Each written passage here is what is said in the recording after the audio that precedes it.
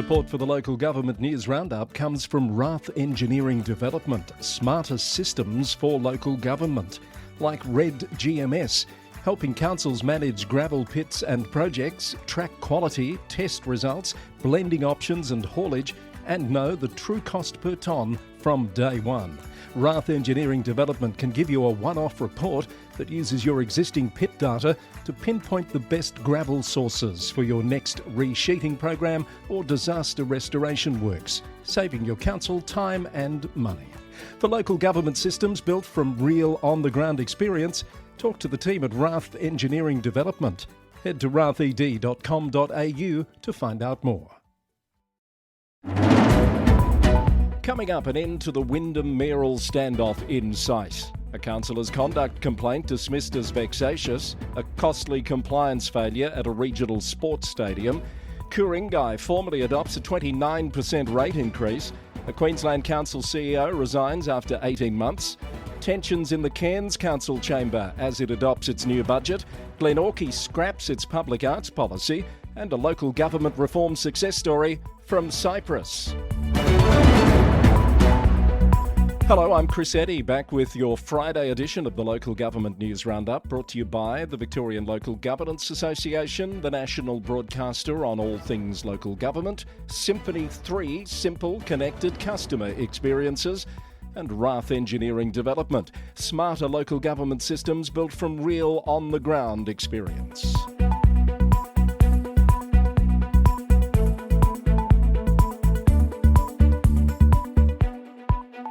And here's what's making news today on the Roundup. A bill before the Victorian Parliament would make it easier for councils to remove a sitting mayor. Right now, councillors can only force a vote to declare the mayoralty vacant if that mayor was elected for a 2-year term. The Local Government Legislation Amendment Bill scraps that restriction, letting any council move a mayor out of office through a majority-backed motion with formal notice and a right of reply.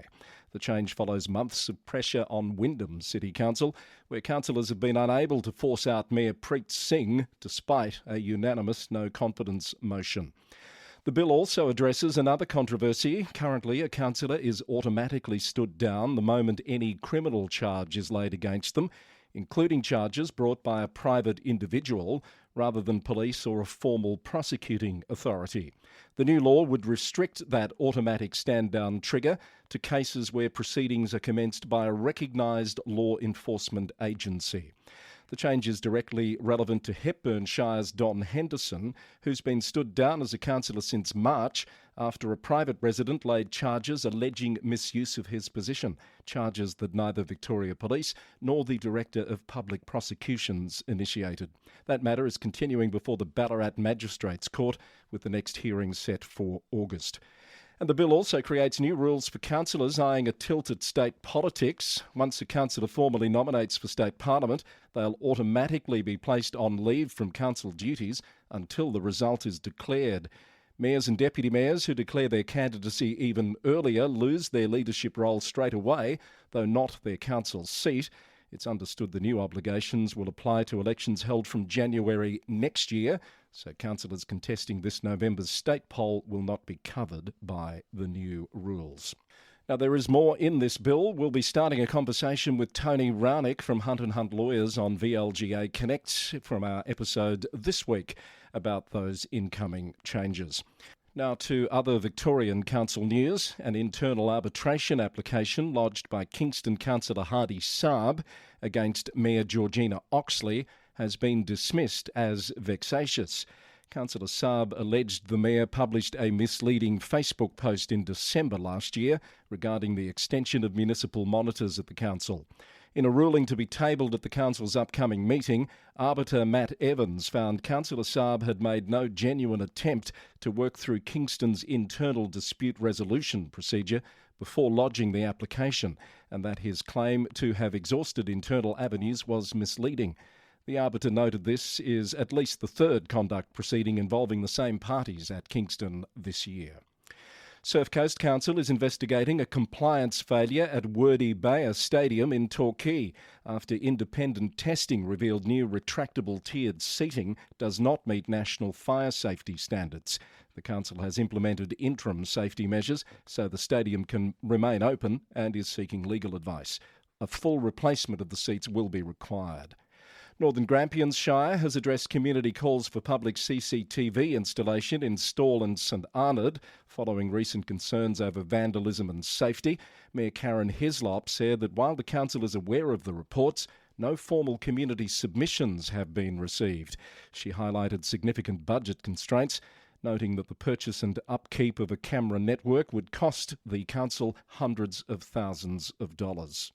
Now, looking briefly at council stories in the newspapers, the Sunbury and Macedon Rangers Star Weekly reports that Macedon Rangers Shire Council has intensified its opposition to a proposed new township at Clarkfield.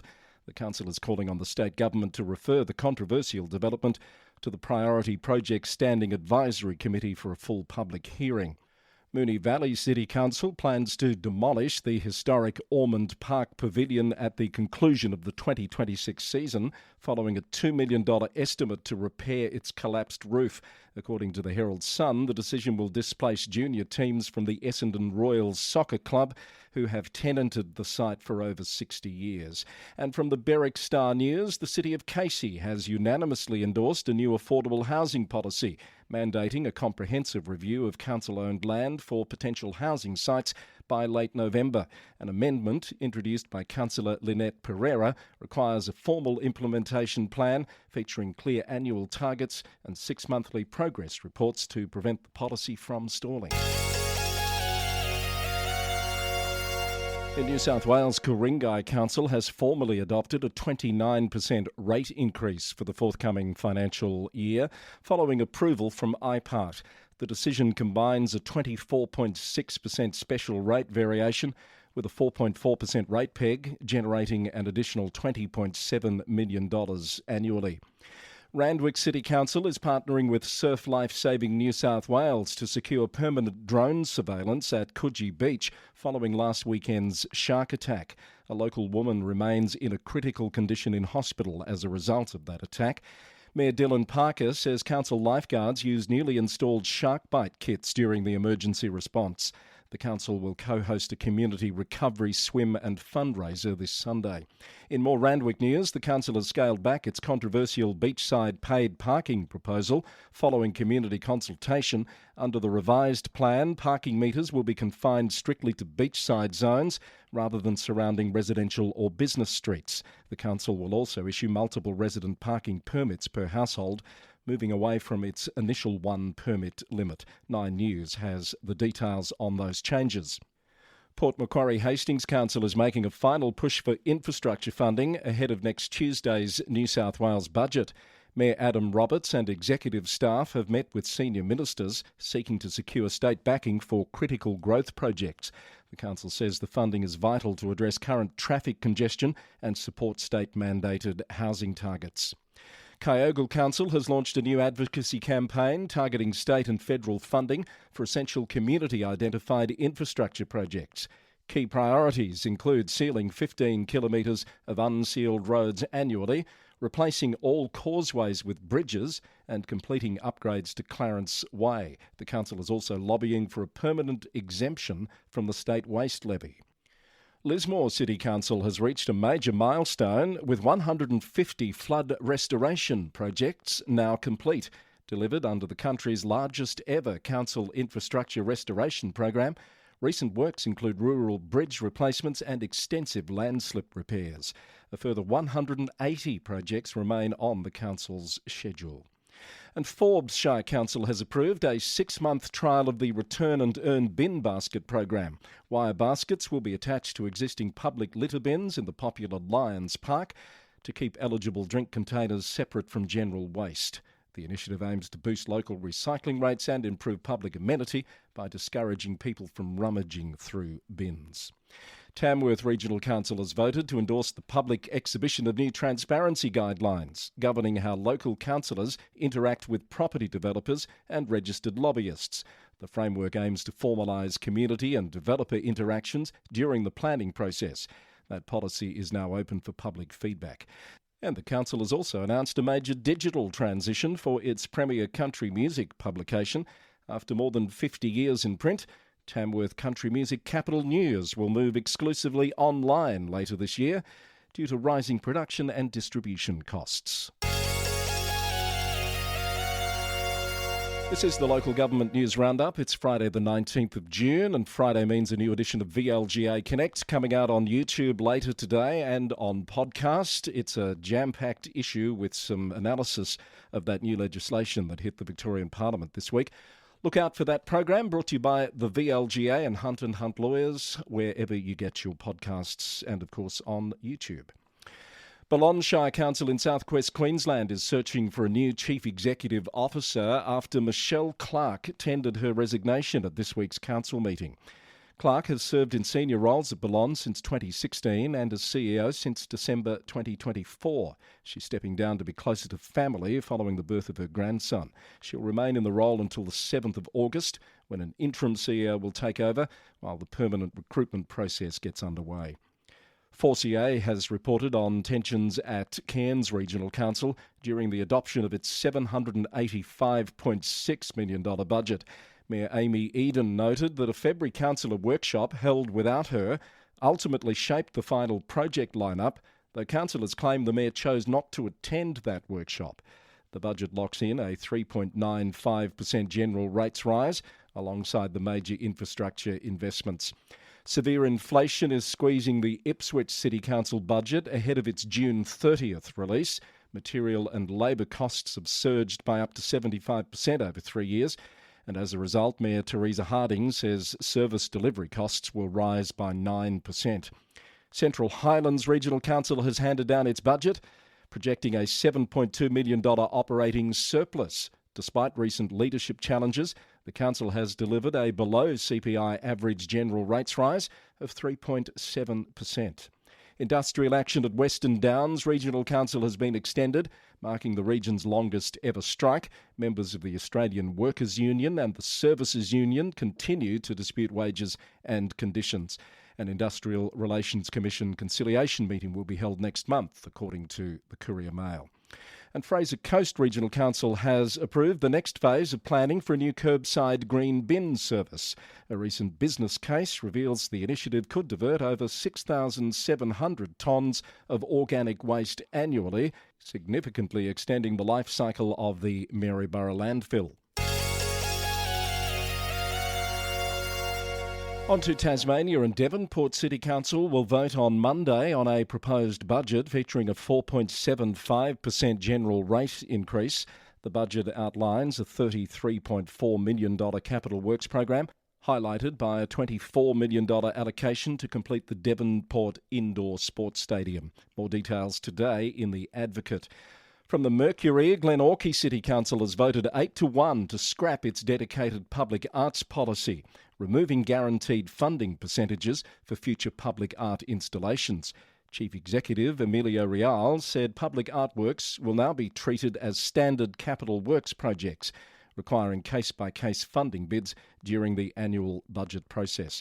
The council has also confirmed a general approach to include gender-neutral toilets in new builds, though the policy remains unwritten. While future public facilities will feature lockable cubicles and shared hand-washing spaces, the council's $6.5 million War Memorial pool upgrade will retain separate male and female changing rooms alongside independent family options. And Burnie City Council has lodged a development application to convert the disused North Terrace rail corridor into public recreation spaces. Supported by Tasrail, the foreshore redevelopment plans include a shared pedestrian and cycle pathway, new playgrounds and an all-abilities beach access ramp. The Advocate reported that an Aboriginal heritage assessment will be conducted prior to works commencing early next financial year. And in South Australia, the city of Ku-ring-gai has announced a partnership with the state government and non-profits to establish a new community food hub at Seaford.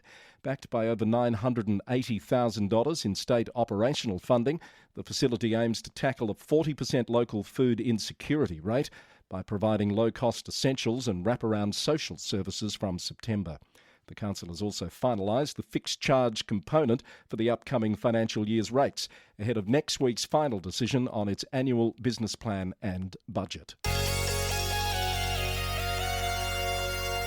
Wrapping up the week with some stories from overseas. In the UK, a political row has broken out at Liverpool Town Hall, with Liberal Democrat councillor Richard Kemp calling on 3 Labor councillors and 1 suspended member to resign over their poor attendance. According to a report from the BBC, the councillors are accused of attending only 3 to 5 meetings over the last 18 months, while drawing their full annual allowance. The accused councillors have rejected the calls to stand down, stating that the figures are out of context and that the vast majority of their community work occurs outside formal chamber meetings. An investigation is underway after a UK parish council's website was compromised and replaced with an online gambling advertisement. The incident at Old Catton Parish Council highlights growing cybersecurity risks for local authorities, prompting renewed recommendations for smaller councils to transition to secure government domains, as reported by the BBC. Westminster City Council has streamlined its citizen services using artificial intelligence. Microsoft technology used to deliver the council's new AI chatbot has successfully resolved nearly 90% of over 33,000 inquiries without human intervention. The technology is also said to have reduced post-call administrative workloads, saving frontline staff an estimated 500,000 minutes annually to focus on complex cases. Selwyn District Council in New Zealand has voted 6-2 to retain its membership with Local Government New Zealand, costing $63,000 annually, according to Star News. Mayor Lydia Glidden advocated for staying in the tent, citing the power of numbers as major local government sector reforms loom. Councils now have just 52 days to submit regional amalgamation plans to the government, alongside managing upcoming rates capping and Resource Management Act overhauls. And finally, we're going to Cyprus, where a sweeping structural reform has seen Nicosia's metropolitan municipality slash its deficit by 80% in its first 2 years. According to the Cyprus Mail, the consolidation has streamlined operations, delivering a 77% citizen request resolution rate alongside major digital and environmental upgrades. The city has launched Cyprus's first citizens' energy community as part of efforts to promote sustainable development and the green transition. As always, if you'd like to follow up on any of those stories, you'll find the links in our transcript at lgnewsroundup.com. That's the latest from the Roundup for today and for this week. Edition number 600 is in the can, recorded on Friday the 19th of June 2026, and brought to you by the VLGA, the national broadcaster on all things local government, Symphony 3, simple, connected customer experiences, and Rath Engineering Development, smarter local government systems built from real on-the-ground experience. The Local Government News Roundup is recorded in the city of Greater Geelong, Victoria, on the land of the Wadawurrung people of the Kulin Nation. Until next time, thanks for listening, have a great weekend, and bye for now.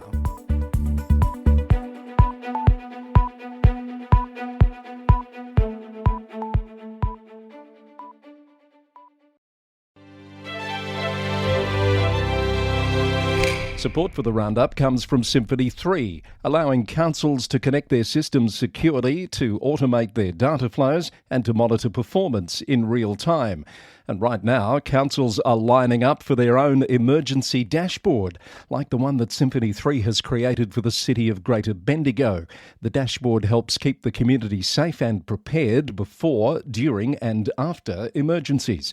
It pulls together live data, including weather data, traffic data, emergency incidents, unplanned and planned disruptions, news and social media feeds. Visit www.symphony3.com to learn how you can get an emergency dashboard for your community.